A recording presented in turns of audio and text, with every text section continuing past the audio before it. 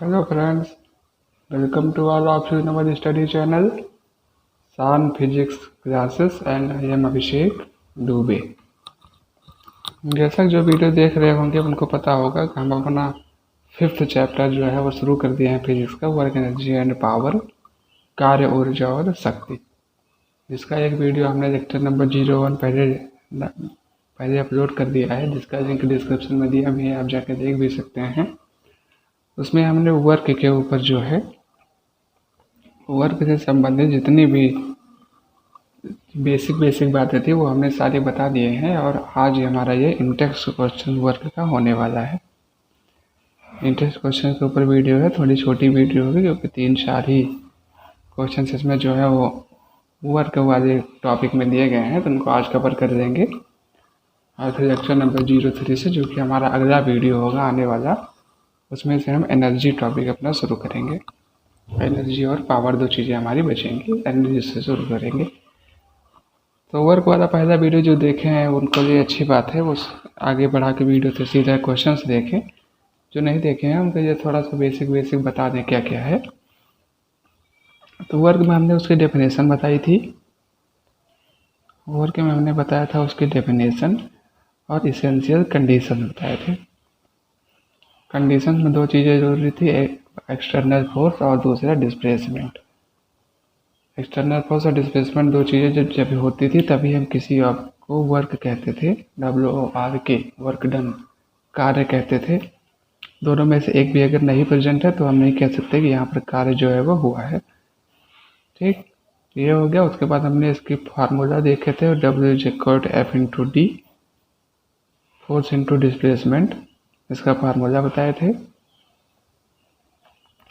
और फिर ये इसका फार्मूला देखे थे, यूनिट की देखे थे, यूनिट आते थे न्यूटन मीटर। न्यूटन मीटर के बाद में क्या कहा जाता था, जूल। जूल के बाद में हमने 1 जूल वर्क को डिफाइन कर दिया है, और 1 जूल वर्क हमारा आज वाले क्वेश्चन में भी है। 1 जूल वर्क डिफाइन कर दिए थे। और इसके बाद फिर ये देखे थे स्केलर क्वांटिटी है वेक्टर, तो हमें पता चला था कि ये स्केलर क्वांटिटी है, और स्केलर क्वांटिटी के साथ में इसकी CGS यूनिट क्या है, अर्ग। SI unit joule, JOULE, capital J से लिखा जाता है, और CGS यूनिट अर्ग। ये इतना हमने अपने पिछले वीडियो में कवर किया है, जिसको अगर विस्तार से देखना हो तो आप जाके देख सकते हैं, लिंक में डिस्क्रिप्शन में लिंक दिया है, प्लेलिस्ट में भी वीडियोस लगी हुई हैं। तो आज की वीडियो अपना इंटरेस्ट क्वेश्चंस करेंगे, तो चलिए शुरू करते हैं। इंटरेस्ट क्वेश्चन इसमें आपके पेज नंबर 148 पर दिया गया है पहला क्वेश्चन। तो इसमें लिखा है कि a force of 1 Newton acts on an object, एक ऑब्जेक्ट पर 1 न्यूटन का फोर्स लगाया जाता है। द डिस्प्लेसमेंट इज, से मान लीजिए कि 8 मीटर है, in the direction of the force. हाँ, और यहाँ पर हमने इसके टाइप्स ऑफ फोर्स में पॉजिटिव और निगेटिव फोर्सेज भी देखे थे। तो यहाँ पर अगर आप देखें तो डायरेक्शन, फोर्स की डायरेक्शन में ही मोशन है, इसलिए यहाँ पर पॉजिटिव वर्क डन होता है। In the direction of the force, let us take it that the force act on an object through the displacement. What is the work done in the case? यहाँ पर एक line ये लिखी हुई है कि force acts on an object through the displacement.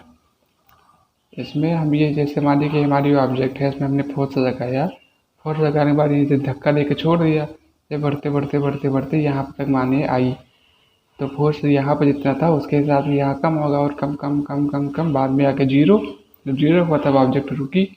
लेकिन यहाँ पर ऐसा हमें एज्यूम नहीं करना है, बल्कि ये मानना है कि the force act on the object through the displacement.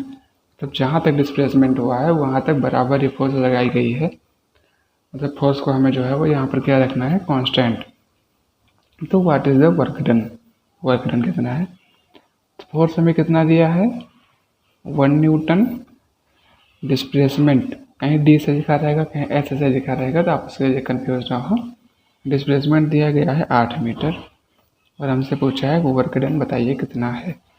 तो हम जानते हैं वर्क का फार्मूला होता है फोर्स इंटू डिस्प्लेसमेंट। फोर्स हमारा न्यूटन में है, तो 1 न्यूटन इंटू 8 मीटर, तो आंसर हमारा क्या आ गया 8 न्यूटन मीटर, या फिर इसे कहा जाता है क्या 8 जूल। बस सीधा बिल्कुल फार्मूला बेस्ड क्वेश्चन है। फार्मूला पता है निकालना क्या है, ये पता है रख के सीधा हमारा 8 जूल या फिर 8 न्यूटन मीटर हमारा आंसर आ गया। न्यूटन मीटर भी यूनिट है, लेकिन जूल इसकी यूनिट भी है। जैसे प्रेशर की यूनिट पास्कल लिख देते हैं, उसी तरह से इसकी यूनिट को जूल लिखा जाता है। जैसे फोर्स की यूनिट क्या होती है, किलोग्राम मीटर पर सेकंड स्क्वायर, लेकिन हम उसे न्यूटन कह देते हैं। उसी तरह से न्यूटन मीटर को जूल कहा जाता है, कैपिटल जी से लिखा जाता है। पेज नंबर 148 पर आपके केवल एक क्वेश्चन दिया गया है। फिर पेज नंबर 149 पर इस पर पहला क्वेश्चन दिया गया है कि when do we say that work is done.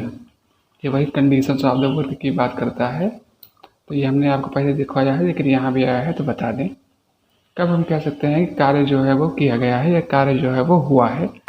तो work is said to be done when, work को हुआ हुआ कहा जाता है तब जब when a force act on an object, act on a body and body is displaced. हमने आपको बताया है कि इसमें दो चीज़ें ज़रूरी होती हैं। पहला होता है एक्सटर्नल अप्लाइड फोर्स, लगाया गया बाहरी बल, बाह्य बल, और दूसरा होता है डिस्प्लेसमेंट। तो वही दोनों चीज़ें यहाँ पर लिखी हुई हैं। अगर दोनों में से एक भी नहीं प्रेजेंट है तो हम नहीं कह सकते कि वर्क जो है वो हुआ है। साइंस के वर्क में और डेली लाइफ के वर्क के यूज़ में यही इतना अंतर पड़ता है, डिस्प्लेसमेंट वाला। तो क्वेश्चन नंबर 1 पे यही है। विस्तार से इसका वजह क्या होती है इसे मैंने पहले वीडियो में बताया है, आप जाके अगर जरूर देख सकते हैं। Question number 02, right an expression for the work done. Work done के लिए आप एक एक्सप्रेशन लिखें। एक्सप्रेशन का मतलब होता है फार्मूला लिखें। Work done when force is acting on an object in the direction of its displacement. इसमें क्या है कि ऑब्जेक्ट जिस डायरेक्शन में है, मोशन भी उसी डायरेक्शन में हो रहा है। ठीक, ये डिस्प्लेसमेंट जो है उसी डायरेक्शन में हो रहा है। तो कोई एक फार्मूला आप लिखें, एक्सप्रेशन लिखें। तो क्या है कि when a force F displaces a body through a distance of s meter, यहाँ पर s लिखा है, then work done that is W is equal to force into displacement.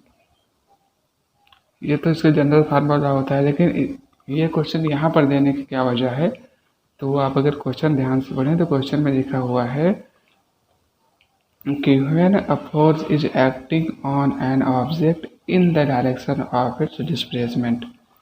Displacement की ही डायरेक्शन में लग रहा है। ये यहाँ पर लिखने की ज़रूरत क्यों पड़ी, तो ये आपको बता दें, ये हमने पहले भी नहीं बता पाए हैं। तो देखिए क्या है कि जब हमारा वर्क डन जो है वो पॉजिटिव वर्क डन हो, पॉजिटिव वर्क होता है, पॉजिटिव वर्क डन, पॉजिटिव मतलब प्लस और वी ई लिख दें तो पॉजिटिव हो जाता है। पूरा लिखे तो POSITIVE। तो पॉजिटिव वर्क डन का जो फार्मूला है वो हमारा होता है W is equal to F into SC या फिर F इंटू D। और यहीं पर जब निगेटिव वर्क डन की बात आ जाती है, minus VE, negative work done,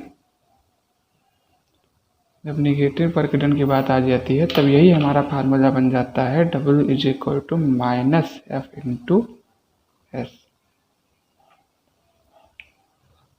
समझे ना क्या हुआ, प्लस लग जाता है यहाँ पर। माना जो हम जनरल फार्मूला पढ़ते हैं वो हमारा यही वाला है, लेकिन निगेटिव वर्क डन का भी फार्मूला आपको जानना चाहिए। इसमें क्या है कि दोनों में से एक निगेटिव होगा, चाहे फोर्स में निगेटिव लगाएं चाहे पूरे में निगेटिव लगा दें तो वो तो सही है, सही रहे तो चाहे इसमें लगाएं चाहे इसमें लगाएं चाहे होल करके पूरे में लगा दें।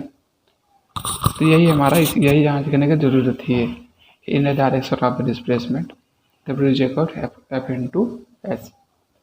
एक चीज़ यहीं पर और बता दें, बहुत लोग हो सकता है आप लोगों को मिले जहाँ इसमें आपको ये बताने लगे कि डॉट प्रोडक्ट होता है। ये डॉट प्रोडक्ट और क्रॉस प्रोडक्ट जब आप 11th में भी जाएंगे तो आपको दो तरह के मल्टीप्लिकेशन पढ़ने के मिलेंगे प्रोडक्ट्स, एक डॉट और दूसरा क्रॉस। तो जो फोर्स जो हम इस तरह लिख दिए हैं ये सही थोड़ा कम है, इसको ऐसे लिखा जाता है F डॉट S।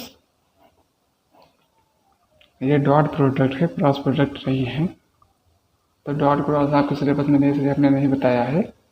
कुल मिला के आप ये जाते रहिए, जहाँ पर कोई आपसे पूछ दे, अगर एक जैसे आप कॉम्पिटिटिव एग्जाम देखो इसमें पूछ दे, तो ये डॉट प्रोडक्ट है, इसको इस तरह देखा जाता है। जो डॉट प्रोडक्ट वाली क्वांटिटीज होती हैं ये होती हैं स्केलर क्वांटिटी, और जो क्रॉस प्रोडक्ट वाली होती हैं ये होती हैं वेक्टर क्वांटिटी। तो ये सब अभी क्लास 11th में इसलिए हमने नहीं बताया है, इसकी कोई ज़रूरत भी आपको नहीं है। ठीक, फिर आया क्वेश्चन नंबर 3। क्वेश्चन नंबर 3 में हमसे कहा है कि define 1 joule work, 1 joule work को डिफाइन करिए।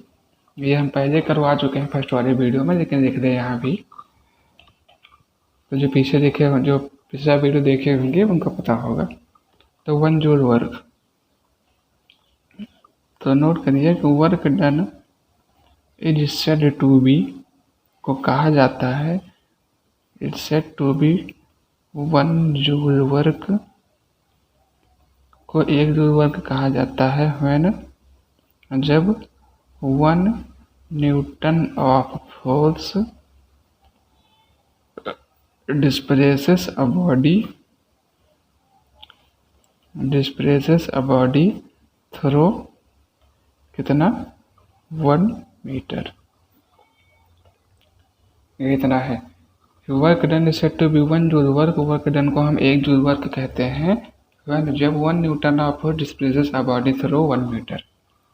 जब 1 न्यूटन, जैसे कोई ऑब्जेक्ट है, कोई बॉडी है, इस पे जब हम 1 न्यूटन का फोर्स लगाएं और उस 1 न्यूटन के फोर्स से कितना 1 न्यूटन फोर्स लगाएं और इसमें जो डिस्प्लेसमेंट है वो 1 मीटर हो जाता है, तब हम कहते हैं कि यहाँ पर वर्क कितना किया गया है, 1 न्यूटन का वर्क जो है वो किया गया है। और इसको याद करने का तरीका हमने ये बताया था कि फोर्स वर्क डन का फार्मूला आपका होता है W=F/d। तो आप F को भी 1 करिए, D को भी 1 करिए, तो दोनों का मल्टीप्लिकेशन जो है वो भी 1 आ जाएगा। यही हमसे यहाँ पर पूछा है। तो आपसे चाहे जो भी चीज़ डिफाइन करने को पूछे 1 करके, तो आप इसी तरह से लिख सकते हैं। 1 करिए, उसके बाद अपने स्टेटमेंट को से लिख लीजिए। फिर आया question number 4। Question number 4 last interest question है। ये वीडियो छोटी हो गई मतलब छोटी है, इसमें ज़्यादा कुछ था ही नहीं, हमने सोचा अलग से बना लें।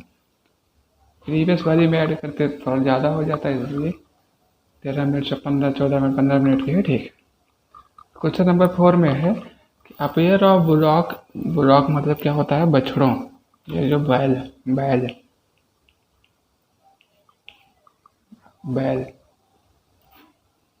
हो गया वही वाला। Pair of block exerts force of 140 Newton on a plough मतलब क्या होता है, हल मतलब जानते हैं ना, वही जो खेत जिसे जोता जाता है, plough. The field being ploughed is 15 metre long, how much work is done in ploughing the length of the field. वही फार्मूला बेस्ड क्वेश्चन ये भी है। इसमें क्या है कि 2 बैल हैं, दोनों बैल मिलके एक 140 न्यूटन का फोर्स जो है वो जनरेट कर रहे हैं। तो फोर्स हमारा कितना है, 140 न्यूटन का। ठीक, और डिस्प्लेसमेंट यहाँ पर नहीं लिखा है, लेकिन हमसे डायरेक्टली ना लिख के इनडायरेक्टली ये लिख दिया है कि फील्ड जो है, खेत जो है वो हमारा 15 मीटर लॉन्ग है और उसी को जोतना है। तो 15 मीटर लॉन्ग मतलब 15 मीटर जो है आगे ऐसे जाना पड़ेगा। डिस्प्लेसमेंट हमारा कितना हो गया, 15 मीटर। तो वर्क डन हमारा कितना आ जाएगा, work done is equal to W is equal to कितना 140 न्यूटन। फार्मूला हमेशा लिख देना चाहिए, क्योंकि मान लीजिए कि आपकी मल्टीप्लिकेशन अगर गलत भी हो गया, आंसर गलत आ गया, फिर भी अगर आपने फार्मूला सही लिखा है तो टीचर नंबर जो है वो दे देते हैं। पूरा नहीं देंगे, लेकिन आधा तक लगभग दे देंगे। तो जो 140 न्यूटन इंटू 15 मीटर मल्टीप्लाई कर दीजिए दोनों को। 15 चौके 60, 15 कम 15 6 2100 न्यूटन मीटर। 2100 न्यूटन मीटर हमारा वर्क डन आ गया। चाहे न्यूटन मीटर में दिखें या फिर अगर इसी को चाहें तो W इज इक्वल टू क्या देख सकते हैं, 2100 जूल, कैपिटल J। यही आपका आंसर जो है वो आ गया। तो इंटरेस्ट क्वेश्चन आपको कोई मिला वर्क वाले टॉपिक में इतने ही दिए गए थे, एक 148 पर और 4 149 पर, कुल मिला के 5 क्वेश्चन। पाँचों क्वेश्चन हमने सॉल्व कर दिया है। और हाँ, इसी तरह से हमारा 2 वीडियो में वर्क का जो टोटल टॉपिक था वो ख़त्म हो चुका है। अब हम अपने अगले वीडियो में एनर्जी की शुरुआत जो है वो करेंगे। और अगर कोई चीज़ छूट गई हो या कुछ आपके मन में क्वेरी हो तो आप हमसे कमेंट बॉक्स में पूछ सकते हैं। तो okay bye, take care, keep on studying, thank you.